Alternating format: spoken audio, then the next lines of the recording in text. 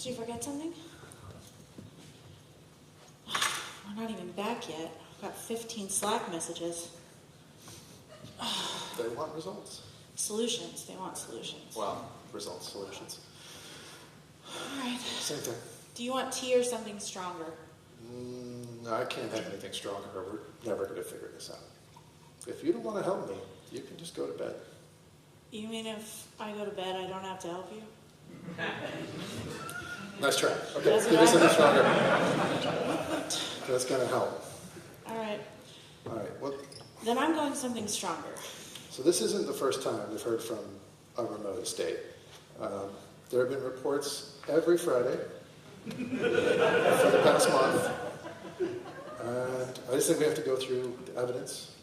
Well, the what chief, we saw. Chief Lars of the Varberg Metropolitan Police already left us a message.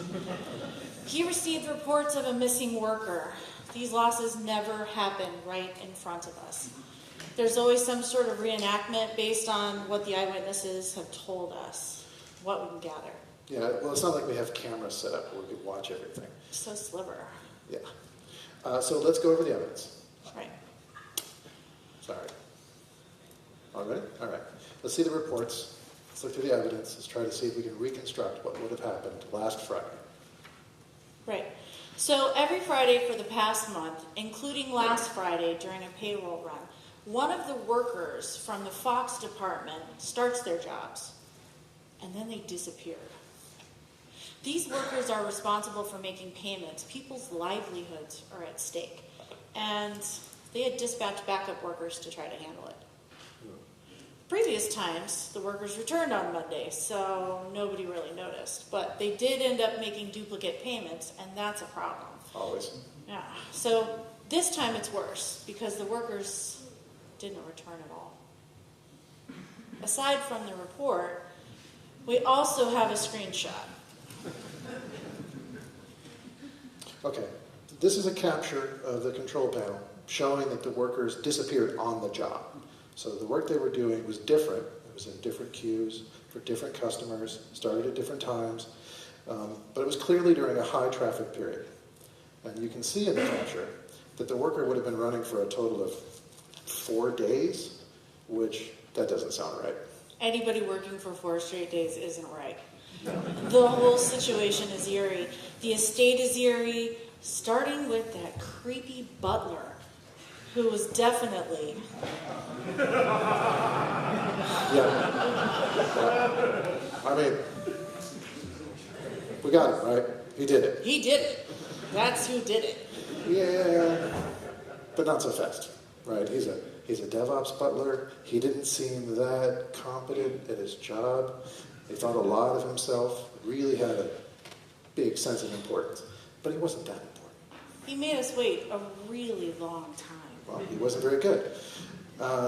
So we were waiting all that time, and then he gave us a tour. So we started the tour of the estate, and he showed us the map of the quadrants. Right. So it's divided into 4 quadrants. We have fox, wolf, coyote, and jackal. They definitely had a theme going on. And they each have different workers, but they share all the same facilities and a lot of the same services. I can't help but think that each of those quadrants was a separate Oban instance. Yeah, okay. Decoder ring time. Hi, everybody. Just so you can follow along, since this is a murder mystery and we're acting like it's not actually a technical thing, we're going to tell you a little bit of the terminology so that you can match what you might know about Oban to what we're talking about for this remote estate. So first of all, when we say estate, we mean an application, umbrella application, an Elixir application. When we say quadrant, we mean an Oban instance, a distinct set of queues processing work. When we say archive, we mean a Postgres database, the good kind. When we say order, we mean an ACK, an acknowledgement that work actually happened. And when we say worker, we just mean worker. That's the same thing. So, back to the butler. He did it. No, he did not do it. He well, did. Maybe he did it. He dished heavily on YAML. Yes. And then went on to explain that the number of workers in each quadrant would expand and contract dynamically based on how busy they were at a given time. This was done through a system that he called Kubernetes. Drink.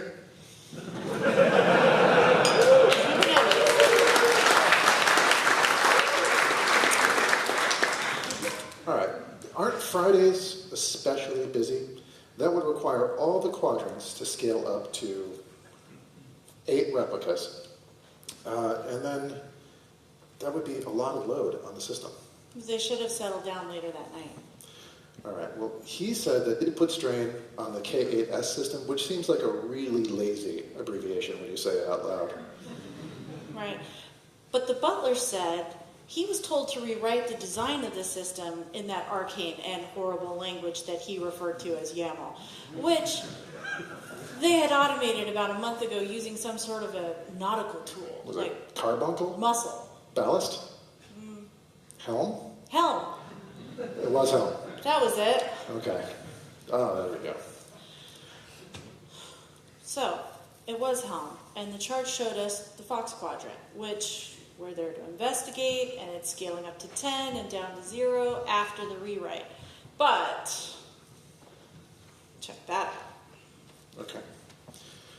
All right, so we requested to review the Sentry security footage, but the original footage from last Friday had been wiped. And so all they could get us was this report, and that was all they had available. So when he shares a copy of that report, that day had some unusual events. There are exceptions, but most were from Wolf Quadrant. But a handful of them, they came from Fox as well. One entry in particular interests me. It seems suspicious. It was an unhandled message that wasn't caught by somebody named the foreman. Yeah, the foreman. He was out in the foyer of the quadrant keeping watch on all the workers in the long queues. So some of the workers had been sending messages and memos. Others were generating reports. Some of them had been handling payments. And then he had logged it all on his clipboard, but he didn't really pay much attention to us. No, he takes his job very seriously. He's clearly good at his job. Right, so we asked him to explain. He described his work to me as recording the coming and goings of all the workers in the quadrant. It's the going part that I'm particularly interested in, specifically for payments in the work queue. Right, well, there were so many different streams of work happening. It seemed difficult for him to keep track of everything at the same time.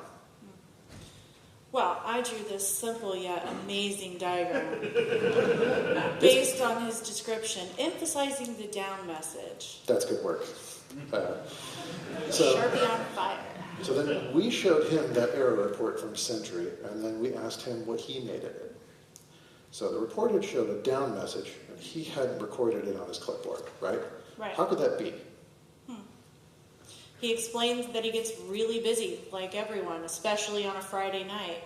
And some messages, he says, aren't in the format that he expected from his workers. Okay, well, then the failure messages would pass up the chain, because as he described, everything was linked. So a mistake from a worker went up the chain to another supervisor and another supervisor and so on. Right, so he's really busy, doesn't have time to talk to us, but none of his messages slipped through the cracks? No. He insisted this wasn't a problem in practice because another supervisor came back to replace them, and then they just carried on. But let it thrash, he called it. He had some stupid sign about it. Reckless. It was very serial killer looking. Yeah, that's creepy. Okay. Well, then that's when we asked him who was responsible for replacing the services after the crash. He led us to the midwife. That's what he called her. Too busy, pointed us at her, have at it. All right, well, we walked in, and she was dutifully monitoring that loading bay, and then a notification came in about a new server for the workers that had just arrived, right? Right. So she'd taken note of it. Here's your diagram of it, which is beautiful. Thank you. It's amazing. Sharpie on fire. But then she inspected the tags and then alerted the local supervisor to get started and ready for the workers. Right. So, based on the diagram, moments later, one of the supervisors returned with a brutally killed message on it. Which she kept ignoring and watched for more notifications instead, like a psycho. Yeah, well, we introduced ourselves to the psycho, and then we explained that we were investigating the disappearance from last Friday, right? And that some of the messages that we'd seen indicated she might know something about it. Right, but then she dismissed the entire idea. Said that she'd know about any failing servers, and the logs for Fox Quadrant didn't show anything of the sort that night. Okay, but that had struck her. She walked over to a large filing cabinet along the wall. All right, the crash reports cabinet, that's right. She said the only way there wouldn't be any logs for a period of time would be if the whole estate had shut down or crashed. And then that would leave a crash report. Right, but then she shifted the entire blame and focus to the developer, who said she had asked him to ship changes earlier that day. Well, she did find a crash report in there, though. A thick envelope that was dated early in the evening, Friday evening, before the time of the reported disappearance, but not by too much. Here you go. That's all of it. That crazy dump is over 200,000 lines long. That's true. She told us the contents were meaningless, and again, told us to go to the developer. That's the person that always causes the problems. She might be onto something. It's always their fault. That's what she said. That's what she said. Okay. I wrote it down. So it's the developer's fault. It's their fault. But the big wife kept a tight grip on the crash report. And then she accompanied us upstairs to the developer's office. Right. They have a whole office. I know, that is a very lucky developer. Greedy. Okay. All right, well, the developer wasted no time. He took the crash report, and then he put it into Crash Viewer. And then there was a really prominent dynamic supervisor call out right in the middle of the report. And then the developer explained that there were multiple dynamic supervisors in each quadrant, and also for each work queue. Right. And they, supervised what was happening. And then we saw this nonsense. And those supervisors could flex dynamically. And they all shared access to the same archives to store their state. So when a quadrant supervisor goes down, all the other quadrants would follow? Yeah, and then that's how we got that crash report. Right. So all the quadrants share an archive. That sounds suspicious. Why were they doing that? That's not unusual. Lots of people do that. So the developer makes it a point to show us that each quadrant used a separate section or a schema of the archive, and that there weren't any interactions between them until now? Wait, now? Right. Were there before? Yeah, apparently 2 weeks ago. There had been a conflict between the quadrants, Fox and Jackal, because of a misconfiguration. Okay, so the quadrants weren't properly isolated. They were pointing all to the same schema. And then leadership between Fox and Jackal was mixed up. Right. Jackal always started first, so it always had leadership before Fox Quadrant could get it. And so that meant that Fox could never do its regular jobs. It could never go pruning or scheduling or partitioning or rescuing anything. And it was always Jackal that was doing the work. Okay, well, then we get this memo from somebody named Claude. Oh.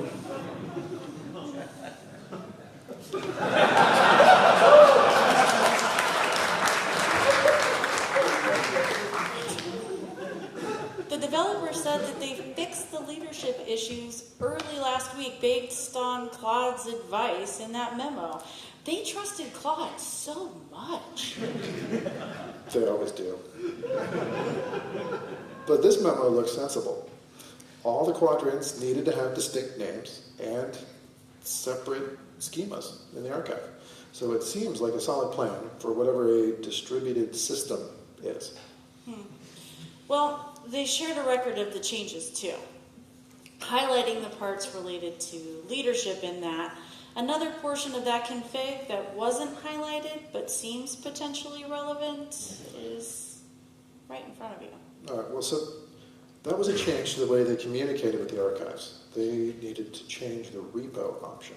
That one was switched. And Claude had suggested that as well, but we don't have the original memo for that. But the developer hadn't made the change because he said it wasn't his department. They have developers. So that's pure database stuff. Not his department, handled to a different department. Okay, so then we had to go talk to the bouncer down in the archives. Right. That guy was intense. His name's PG, but he's definitely rated R. But, no. PG, it stands for something. I don't remember what, but it stands for something. I didn't write it down. Okay. So anything or anyone coming in or out of the archives, a database of sorts that had to go through him. Right. Until 3 weeks ago. The developer and Claude, they requested the repo change, and I made note that the bouncer implemented it. 3 weeks. Okay. So until 3 weeks ago, Right. access control for the archives was rather loose. They were using session level control. It still went through the bouncer and his team. But that put heavy load on the archives because every member of the archives had to remember all of the messages and all of the people it was communicating with throughout the rest of the day. So those were long-standing connections the whole time. So that's just not sustainable. Plus, they had all the conversations for listen, notify, or what he called pub sub, and those are going through the same connections. Right. It's just too much for the bouncer's team. So, on the advice of the developer, which we know is, the shell of Claude, they decided to switch to transaction level access instead. Right. Yeah, he provided a record of that change, which also looks sensible. Right, so the new access level was much easier for them, but the others still complained about it. Who complained? The midwife. Apparently she desperately needed those pub sub conversations, and the developer had to rework the entire communication system with some newfangled Swedish tech called clustering. Is that how you say it? She said clustering. Okay. The switch had been painful, and the midwife wasn't happy about it at all. Yeah, but she wasn't nearly as bothered as the banker was. See, the banker maintained that her team required extra transactional guarantees through this mechanism called advisory locks. So that's how they prevented competing requests to the archive from each quadrant when they were going to request work all for the same work queue. But the new transaction level access mechanism, that didn't support those locks, and the team needed them restored immediately. That's why they needed the repo change. Yeah. To have a dedicated connection that bypassed the psycho PG. Yes, and that's why we had to go talk to the bouncer immediately. Right. Well, I decided to call the banker. I didn't want to deal with him anymore. She's not easy to get. Let's just say. She's not on site, but I managed to video call with her, and she was more helpful than I expected, actually. Really? Yeah, it's just kind of nice. The status of all work, orders handled by the workers, passed through a member of her 8-member team. And she named them all. Was that the electronic treasury system, the ETS team? The ETS team. That's what she said. Okay, yeah. So, in order to handle that heavy workload across all the quadrants without overwhelming the archive with too many requests, each member of this ETS team the banker had would hold on to the order and then bundle them all together. It's something she called caching. I heard of it. It's a good idea. Isn't it great? Yeah, that's a highly efficient way to do things. So the orders from multiple quadrants were handled by a single member of the ETS team, but based entirely on whatever the name of their work queue was? All right, so that means multiple work queues from multiple quadrants would funnel through the same team member, like Fox and Wolf through number 3 in the diagram? Right, that's what I drew it marvelously. Yeah, that's good. Caching was enabled for everybody except for Wolf Quadrant, who had told the developer that they couldn't wait for bundling and should go straight to the archives, but still pass through a member of the ETS team first. That change had been done and was through weeks ago, after the repo changed that we already talked about. She said everything had been normal, completely dismissed me. Normal. Well, we're going to have to disagree with that because we're investigating a murder. Right, but she's nicer than she looks. All right, we'll give her the benefit of the doubt for that. Well, she mentioned something, though, that she did see on Friday night. Out her office window into the courtyard. She saw a gardener there aggressively pruning. So, Trees actually are quite lovely. very aggressive pruning was going down. All right, so what kind of mess did she see outside then? Well, first of all, the gardener said, not her fault. Not her fault, just doing her job. Okay. Miscommunication. All right, well, a miscommunication or a misconfiguration let garbage build up in 3 out of the 4 quadrants. So she'd only been told to clean up after Jackal quadrant until Thursday of last week, right? Right. At that point, the developer changed the plans, and she was ordered to clean up after all the quadrants individually. She said it was overwhelming. I bet it was. But the logs show that pruning was running normally on all the quarters. Right.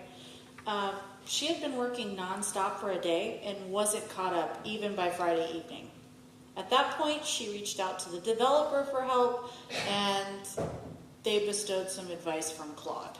He's a good guy. The advice she received suggested some tweaks to the pruning regimen. But Friday is a terrible time to roll out new changes. And they hadn't restarted the system since last Thursday. Well, she did tell me she opted for some old-fashioned cleanup pruning. She called it the old-fashioned way, which requests directly to the archives using a coded system. She said it's foolproof. Yeah. I mean, You can see the final request right there. it looks fairly crude, but it should get the job done. Okay, so then she ran the cleanup routine for all of the different quadrants, starting with Fox. By Friday evening, everything was back to normal, running smoothly according to the metrics. And she had a quiet weekend without any pages. Right. However, if you look at the bottom there, this morning the producer called her into the office and heard something had actually happened. So the producer has his hands in every interaction going on between the work queues for the archives and for every quadrant. So if work is happening, he's behind it. Right. Right.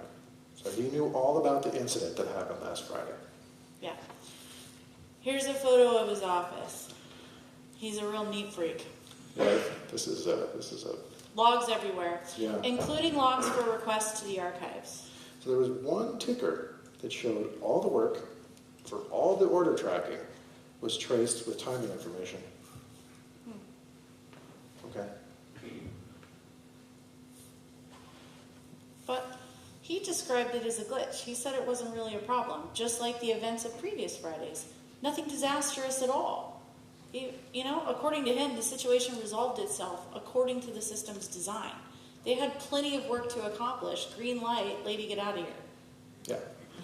He said the request to the archive had been slower than expected at the end of last week because of all the gardener's direct cleanup. But with all the operational changes in the past, there was an unexpected lag in their operations. So what happens when there's an unexpected lag like that? So he assured us that all the requests to record changes and fetch more work were just retried later with some back-off schema, which is also a good idea. And that eventually they would succeed, at least according to his metrics. Right. So there was no evidence that anything was lost. It was simply delayed. Well, according to this retry loop, each work queue would be operating smoothly. He said the whole situation was a routine accident. We're wasting our time investigating it. It's absolutely not going to happen again. Suspicious or cocky? Both. Well, I say, from the evidence we've gathered, he's wrong. There will be more murders next Friday unless we stop it. So, you've heard all of the evidence. Which suspect do you think is behind the murders? We'll give you some time to vote. Put your real name in. Be brave.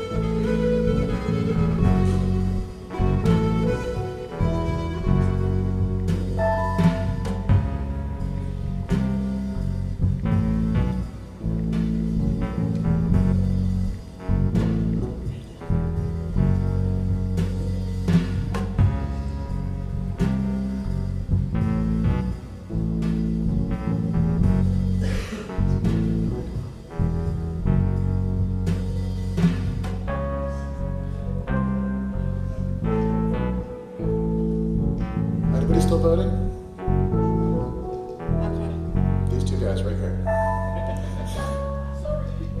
We're running out of music, hurry it up.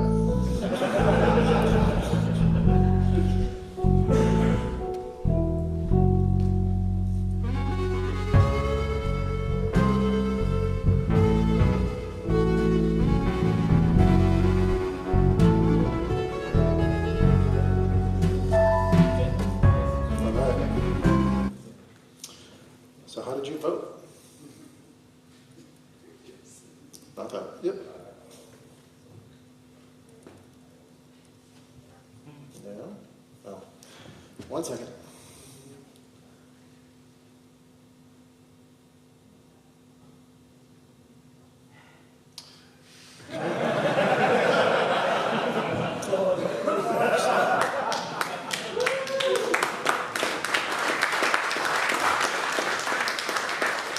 Right. We should just hang Claude anyway. We agree with your feelings. All right. Let's go back. Yeah.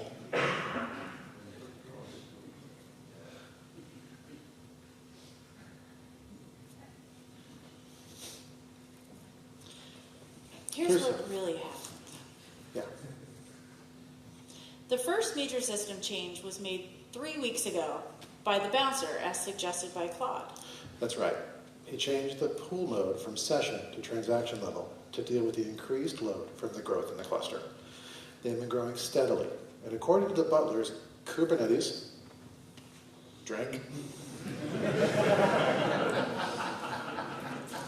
config, after the Helm conversation, the conversion, they could spike at 10 pools per quadrant. So that's up to 40 pods across the estate on a busy Friday night.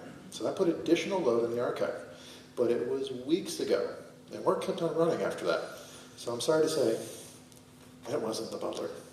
Butler's out. All right. So changing the pool mode caused a secondary issue then. Yeah. They had been, according to the midwife, at least, she couldn't get any inbound messages from their pub subsystem after the pool mode change. Listen, notify pub sub through the archives doesn't work with transaction pooling mode. But she let the bouncer know right away. And then she had worked with the developer to get messages switched back to clustering by the next day. But maybe the clustering worked. The Right? developer almost certainly asked Claude to help her with that clustering. Messaging came back online. It wouldn't be Claude's fault anyway, because the developer is responsible for their own changes.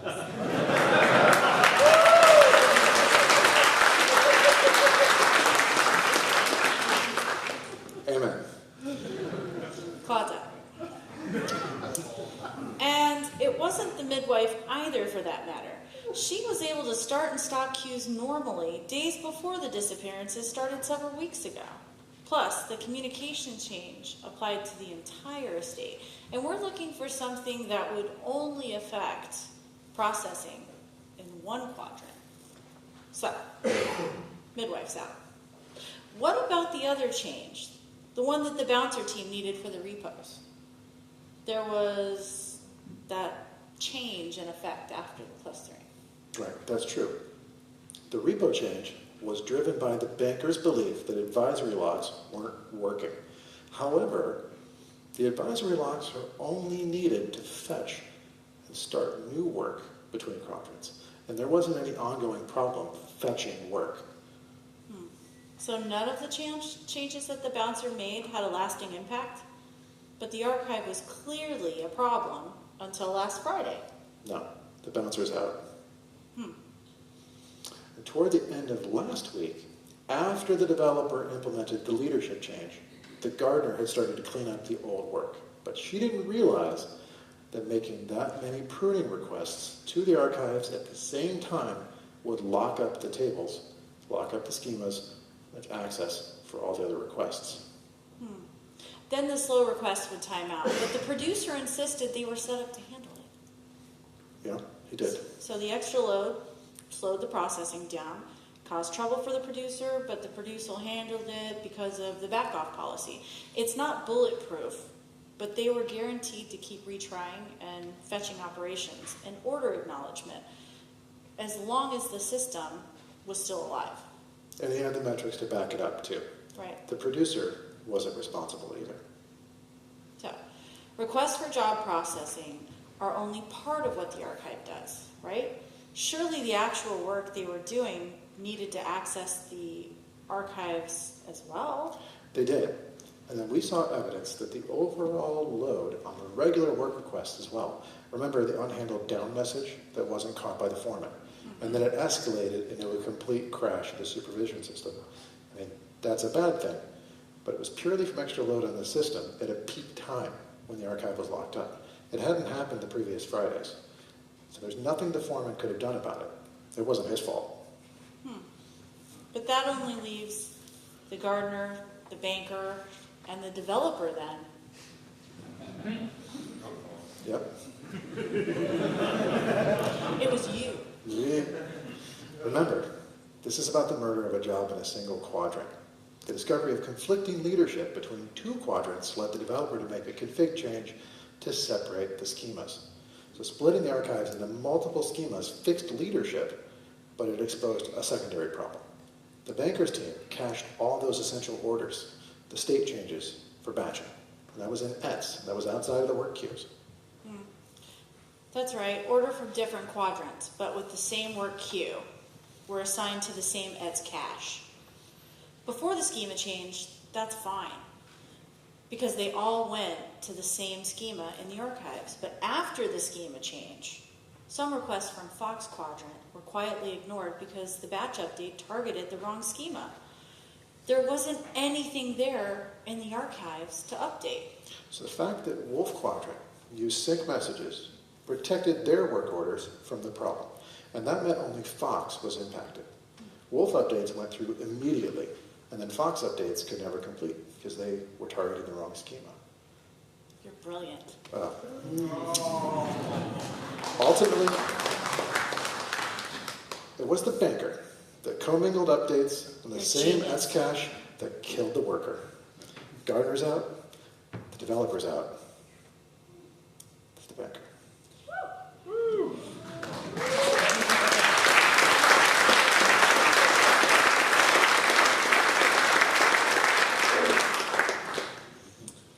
But Coyote and Jackal weren't synchronous. Why weren't they impacted? Because they didn't share a work queue. They didn't have any overlapping configuration. Only Fox and Wolf had a payments work queue, and only Wolf was synchronous. So the Fox workers were just stuck hanging previously and wouldn't be rescued until the entire system was restarted. And at that point, the rescue services could find and recover them, as we saw the previous weeks. But this time, they still hadn't restarted since last week because they were waiting for us to investigate. Well, I'm glad we went through the evidence with this room full of people. Otherwise, they would have kept making duplicate payments every Friday. Yes. But these people would have killed Claude, so let's not give them too much faith. I like them more now. Still, I think you did it. I did do it. In a way. So if you need help solving any of your mysteries, you know where to find us.